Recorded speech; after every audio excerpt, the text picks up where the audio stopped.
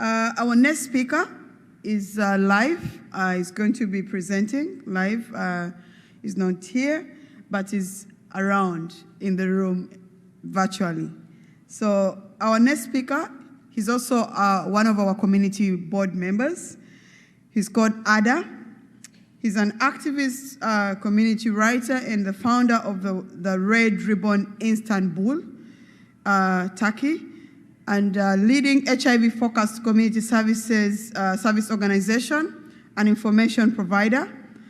Arda was an actor and a politician before establishing Red Ribbon Istanbul.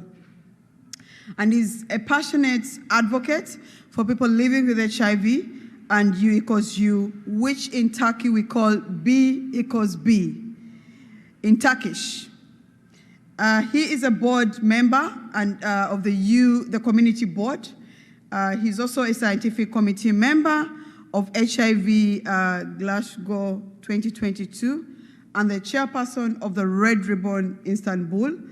Arda was the guest of honor at the Antwerp Pride in 2017 and was recognized by the European Parliament as one of the most successful activists in Turkey in 2019.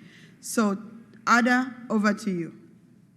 Hello, merhaba from beautiful Istanbul.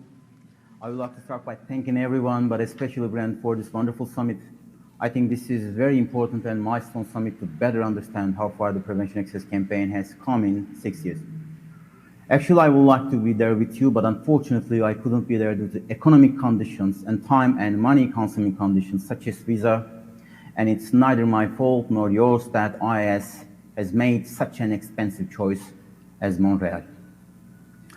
I have to admit that I'm a bit excited and nervous, even if it's pre-recorded video, so please forgive my mistakes in advance, but please be sure that I'll do my best. I'm excited today because the topic I'm expected to talk about is quite heavy.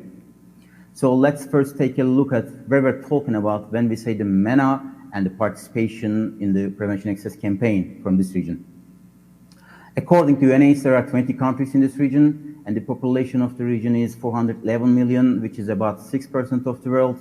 The average per capita income of the region is about $8,000, and more importantly, MENA is one of the 2 regions where HIV is increasing.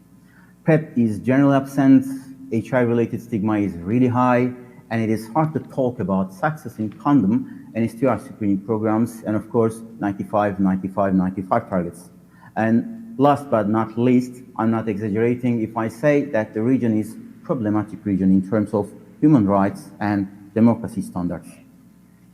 So if I have to summarize very briefly, the MENA is the region where the international HIV community has failed. So let's look at the participation from the region and the signees. According to the map on Prevention Access Campaign's beautiful website, there is only one signee from the region, which is Lebanon. But I know from my own experience in Turkey that sometimes just one activist from a country or even a region dedicated to creating a change in society for the benefit of all may be highly sufficient. And there are great activists in the region who are defending UequalsU and science, and they continue to work despite countless risks. At this point, I would like to say something about Turkey because I have to utilize a little bit from my own experience to shed light on the region.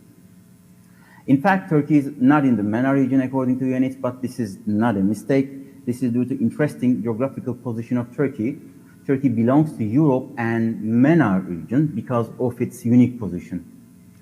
And I would like to underline, not only for today, but also to address future, that in this context, Turkey is not just a bridge country, as it has been said, but a meeting point, a safe harbor for everyone from East and West.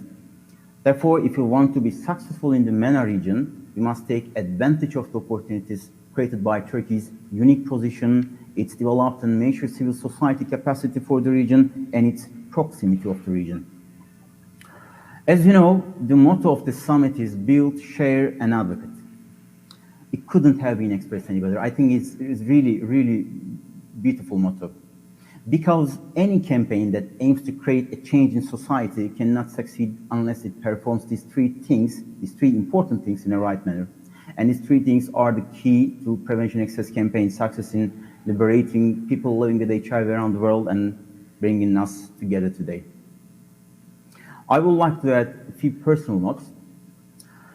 I signed UequalsU statement on behalf of Red Ribbon Istanbul in the very early days of campaign, and there has not been a day in these 6 years that I have not worked to bring the UequalsU message to one more person. But I would like to confess here today that especially during the first 2 years, I was blamed and not taken so seriously because I defended UequalsU and at every opportunity. There were even scientists who called me in the days after I published the declaration in Turkish and told me that I was dealing with nonsense. But today, I am proud to say that at the end of these 6 years, UequalsU is a concept that is known, embraced, practiced, included in guidelines, and not looked at with suspicion. So therefore, when we consider UequalsU and HIV activism in the MENA region, we must take local conditions into consideration. Of course, there is a lot to do in the region, and we will not be able to talk about global success without MENA. So I will end my words, with a word of advice for us international HIV community to succeed in the MENA region in the future. We need to do one very simple thing. So we need to admit loudly that we failed in this region. And then there are countless ways to support activists in the region. For example, it would be a big step to organize some of our project meetings, workshops, etc. in the region, not necessarily in fancy and touristical European cities, and create opportunities to listen to local activists in their local context and to come eye to eye.